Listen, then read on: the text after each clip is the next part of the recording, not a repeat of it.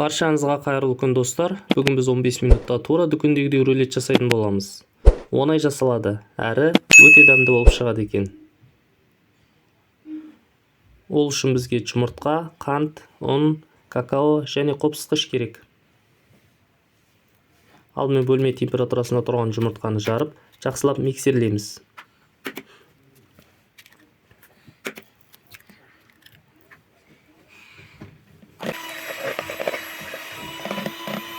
Үстіне қант қосып, аппақ болып көтерілгенше тағы да миксерлейміз.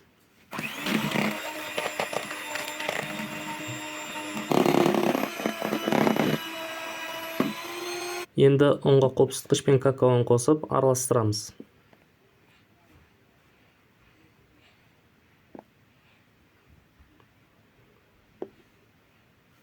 Жұмыртқалы массаға қосып, барлығын тағы да жақсылап араластырамыз.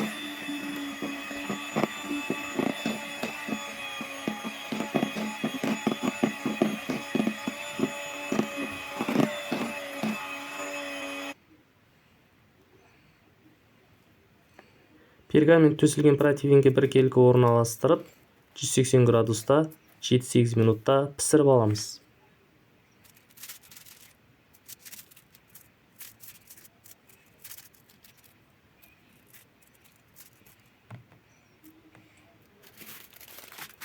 Енді пергамент қағазын алып, видеода көрсетілгендей майлыққа салып ораймыз.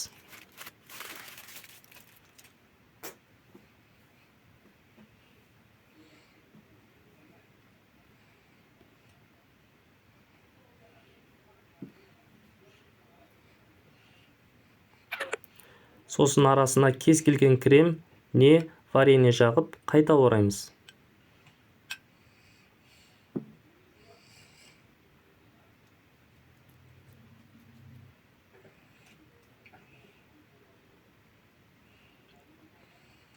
Үстіне қалауынша қант ұнтағын не шоколадты ертіп себуге болады. Мінекей осылай болып шығады. Жасап көріңіздер достар. Ас болсын.